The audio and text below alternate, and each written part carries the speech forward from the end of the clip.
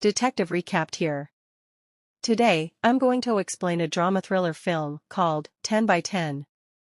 Spoilers ahead. Watch out and take care. Lewis quietly sits in a local restaurant, keenly watching Cathy from across the street. As she enters her flower shop. A few minutes later, she comes out and goes to the same restaurant Lewis is in to buy some coffee. After the waiter, Dennis, takes her order, Cathy gives him a bouquet for his wife and asks how she's doing, and Dennis says they need to run a few more tests for her. Cathy then offers to help him with his kids, and after Dennis thanks her, Cathy takes her seat. Lewis continues to watch her, and as Cathy eats, Lewis leaves the restaurant. Once Cathy is done, she goes to her car in the parking lot, where Lewis is waiting inside his vehicle. Lewis follows Cathy as she drives to the gym, and when she goes inside, Lewis gets out of his car, too. He then peeks inside her car, and when he gets back to his, he puts a gun on the passenger seat and covers it with newspaper. When Lewis sees Cathy coming out, he follows her to her car and suddenly covers her face with a plastic bag. Cathy tries to break free by headbutting Lewis, and as soon as she removes the plastic cover, she screams for help. Unfortunately, the person nearby is listening to loud music, so he doesn't hear Cathy. Lewis immediately covers her mouth and threatens to kill her if she makes another sound. He then puts duct tape over her mouth and binds her hands and feet with cable ties. Lewis goes back to his car, leaving Cathy to struggle on the ground, while the driver of the vehicle next to Cathy doesn't even notice her as he drives away. Lewis goes back for Cathy and picks her up before putting her inside the trunk of his car. Lewis takes Cathy to his house, where he drags and locks her inside a padded room hidden behind a wall. He leaves her there and pushes the wall back in place, leaving no trace of the secret room. After preparing some food and removing any evidence from his car, Lewis checks on Cathy again. He tells her that she's locked inside a room with padded 4-foot-thick concrete walls and sound-absorbing products. He claims to have put those on the walls himself, reminding her that it will be useless to scream. Lewis then instructs her to tell him her name. After he removes her tape. As soon as he does, Cathy starts screaming, but no one hears her. With that, Lewis locks her inside once more, then turns off the light. He checks his computer and listens to Cathy as she continues screaming and begging for help before muting it. Meanwhile, Cathy manages to sit down and tries to find a way out of the room by kicking the padded walls, to no avail. She then notices the vent in the wall and tries screaming louder, but still, nobody hears her. In the living area, Lewis watches the news as he loads his gun, and when he goes back to check on Cathy again, he tells her that she can keep screaming and see how long it will take before someone hears her. He also tells her that they can just get down to business, and when Lewis walks toward her, Cathy begs him not to touch her. Confused, Lewis only looks at her as she tries to bribe him with her money. Mocking her, Lewis says that's a lot of money for someone in her line of business, before telling her directly that he doesn't want it. Lewis then takes out his gun and talks to Cathy about a documentary he's seen on television, but Cathy ignores him and tells him that the cops will find her car, which will lead them to Lewis' house. She then tearfully promises not to say a word about him if he lets her go, but Lewis only orders her to tell him her name. When Cathy says her name is Cathy Noland, Lewis gets disappointed for some reason and leaves. Back in the living room, Lewis goes through Cathy's belongings. Meanwhile, Cathy painfully manages to bring her bound hands in front, and when Lewis enters the room, she repeatedly hits him in the face and pushes him before she loses her balance. As Cathy tries to crawl away from him, Lewis grabs her by the feet, but she kicks him in the face. Cathy then stands and picks up the vase from the table and smashes it on Lewis' head. She continues to crawl away, and when she reaches the living room and uses the phone to call for help, Lewis shoots it. Petrified, Cathy bows her head and begs Lewis not to kill her, but as soon as he stepped toward her, she knocks him unconscious. Cathy then notices her bag on a chair, and when she gets it and takes out her cell phone, she realizes that it's not receiving any signal. She hops behind the kitchen counter, where she finds a knife in one of the drawers and manages to cut the cable tie binding her feet. With the knife still in her hand, Cathy tries opening the door, but it wouldn't budge. As Cathy bangs on the door and screams for help, Lewis finally regains consciousness and asks her where she thinks she's going. Using the knife to protect herself, Cathy warns Lewis to stay back and asks him how he knows what she does for a living. Lewis replies that she can't make much selling flowers, then asks her to join him at the table so she can tell him the things he wants to know, like her name. When she repeats that her name is Cathy Noland, Lewis gets upset. He then asks her if they could start again since he just wants to know her a little bit more. Ignoring him, Cathy moves towards him while holding the knife, asking who he is and if there are others aside from her. Unbothered, Lewis retorts that he can easily beat her with his gun before asking her to sit down. When Cathy finally sits, Lewis offers her some food, but she refuses. Lewis tells her that she's smart, and she's probably figured out that if he truly wanted to kill her, he would have done it already. He then reminds her that he's only asked her one question since she got in his house, and when he asks her what his question was, Cathy replies Faith's asking for her name. Lewis says they can really start talking when she tells him her name, and for the third time, she tells him that her name is Cathy Noland. Suddenly, Lewis gets furious and throws his plate in Cathy's face. He quickly reaches for his gun and points it at Cathy, who deflects his attack, making him drop his firearm.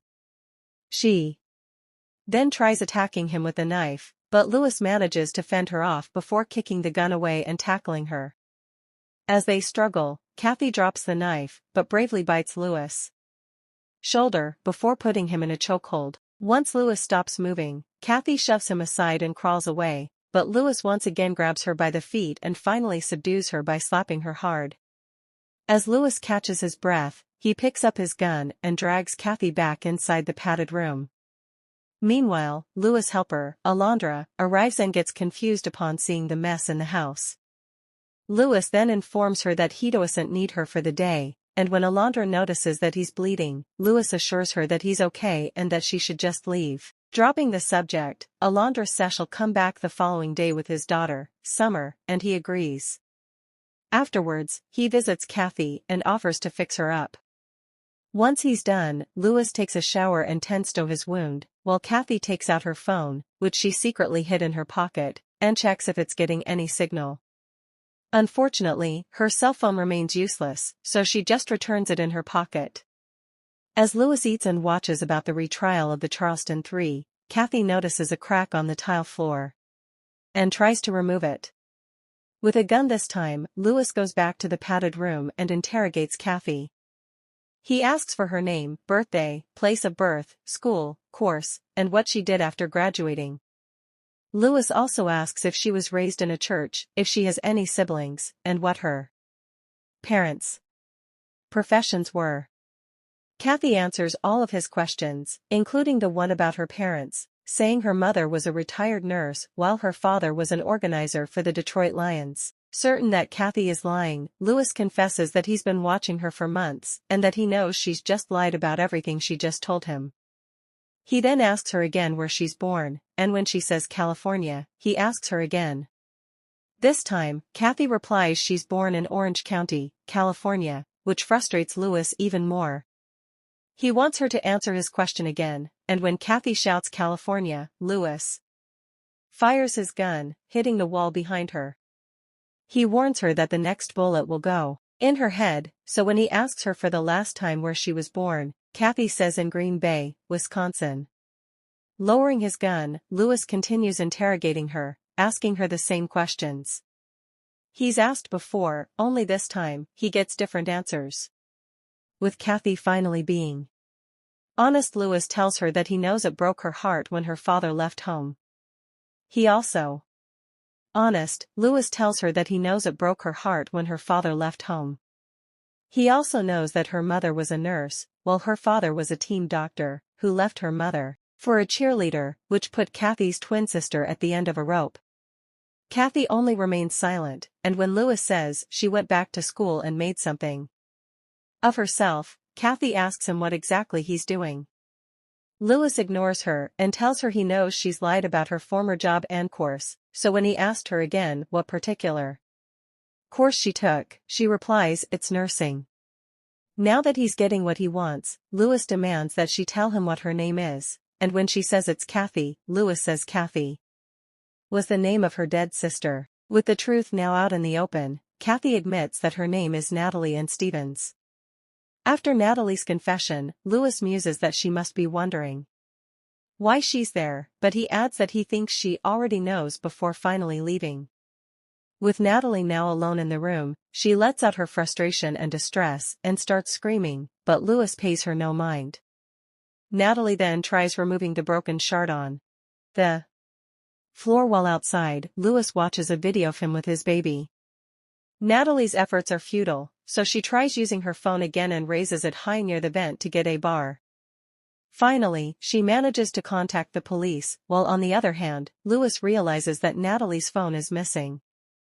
As Natalie talks to the police on the phone, the weak signal ends the call, so she just hides it again. Lewis then arrives with a gun in hand, demanding her to tell him where her phone is. He then frisks Natalie and breaks the phone with his gun as soon as he takes it. Exasperated, Lewis asks Natalie where she worked as a nurse, and Natalie answers that she worked at All Angels, Charleston. Lewis then questions her how many patients inexplicably died in her care, and when she asks him which one, Lewis says she must mean which one of the Charleston three was his wife. Finally, Lewis asks if she remembers Alana Matthew Lewis, and Natalie could only nod her head. He concludes that it must be the reason she moved away. 3 people died unaccountably, and people were, of course, curious. However, Natalie defends herself, claiming all the nurses were acquitted in the trial. Lewis is now demanding to know why she left, so she explains that the trial ruined her career and that she needed a fresh start. Ignoring Natalie's explanation, he says he started doubting everything when he noticed that his wife's wedding ring was missing since she never took it off. He also talks about another wife's wedding ring was missing since she never took it off. He also talks about another patient who mysteriously died of organ failure but had passed his medical insurance a month earlier. Lastly, Lewis asserts that he knows his wife doesn't drink much, but Alana was drunk while her blood was full of GHB, which is a depressant. Maintaining her innocence, Natalie insists that the court found no negligence with the hospital and that she's sorry for Lewis' loss. Lewis asks her if she really is sorry, then informs her that he's holding her captive because he knows she killed his wife, and he wants to know why. Lewis then adds that if he doesn't get a good enough explanation as to why Alana died, then Natalie will die too. Outside, Lewis listens to Natalie as she cries over the speaker. He then watches another video, this time of his wife and their then 4-year-old daughter, making him emotional. Back in the padded room, Natalie's fingers start bleeding while she continues to remove the broken shard from the floor. Lewis then decides to go back to the room and points his gun at Natalie's head, but she begs him not to kill her, promising she'll tell him everything. Natalie confesses that she and her sister were raised in a church and that they learned the ways of the Bible. They were protected by God, but not by her father, who fooled around with her sister's best friend. When her mother confronted her father about his affair, he just packed his bags and left them, while the townsfolk stopped talking to them and acted like they're invisible. When Lewis asks what her story has got to do with his wife, Natalie ignores him and continues telling him that they were good people, but they were being punished for her father's sins. She then says that she found her sister hanging in the barn, adding that she dedicated her life to Cathy and serving other people, including the patients in the hospital who would tell her their horrible secrets. The first patient of the Charleston 3 who died of organ failure had 2 wives, while the second one was a woman who falsely accused her loving husband of beating her and tried making her wounds look worse to keep shaking him down for divorce money. Finally, Natalie starts talking about Lewis' wife, saying she was cheating on him. This shocks Lewis, but Natalie keeps on speaking, saying that Alana wasn't wearing her wedding ring because she was sleeping with another man. Unable to accept the truth, Lewis tells Natalie to keep quiet, but she continues, saying that Alana was drunk in a hotel bar, and not a single ID was found on her when she collapsed. She then asks Lewis if he really believes Alana was at a work meeting, and adds that she saw Alana's other guy secretly visiting her at the hospital. Lewis then gets up as he keeps his gun pointed at Natalie, ordering her to shut up. Unfazed, Natalie says the Bible states that marriage should be held with honor, and his wife was a sinner, a vulgar woman. Louis demands Natalie not to say another word, but in the end, Natalie finally admits to killing Alana. Back in the living room, Louis keeps rewinding video of Alana as she cancels an incoming call, and he realizes that Natalie is telling the truth. He starts breaking stuff around the house before going out for a drive. He goes to a lake where two police officers suddenly show up. They start questioning Louis, asking what happened to his hand and where he lives. After answering their questions, Louis asks them if everything's okay, and they tell him that they're just investigating a call since a car matching his was described. Once he is cleared, the officers apologize for troubling him before leaving. Louis then drives back home, not knowing that Natalie has used her broken cell phone to remove the shard of tile from its place. Upon entering the padded room, he kneels in front of Natalie and asks her what he's supposed to say to Summer when she asks him about her mother. Tearful, he tells her that she has no right to take Alana away from him before they could talk and that she needs to turn herself in. Natalie simply refuses and stabs Louis with the broken shard of tile before repeatedly kicking him in the gut, telling him that she now lives as Cathy. She then gets on top of Louis and tells him that she's not going to give up her happy life for him, then punches him in the face before running out the door. On her way out of the house, Natalie searches for Louis' gun but finds a knife instead. She goes back to the room only to find it empty, and once inside, Louis tries closing the door. Unfortunately, Natalie manages to stop him, and left without enough strength, Louis lets go of the door and goes to the living room to pick up his gun. Natalie quickly catches up to him and kicks his hand, sending the gun flying across the room. The two engage in a physical fight, and Natalie tackles him as he attempts to reach the gun. However, Natalie gets the gun first and points it at him. This is when Summer and Alondra unexpectedly arrive. Natalie shoots Alondra before she could even react and warns Louis to stay back. Natalie then takes Summer as her hostage and asks Louis why he had to complicate things. Louis begs her not to hurt Summer, asserting that she's done nothing wrong, but Natalie dismisses him. With Louis continuing to beg, Natalie asks him if he believes that Summer is his child. Natalie threatens to kill her, but Louis informs her that everything she just said has been recorded in his house. Natalie gets distracted and tells him he's lying, while Summer takes advantage of the confusion to bite her hand and elbow her in the stomach before running away.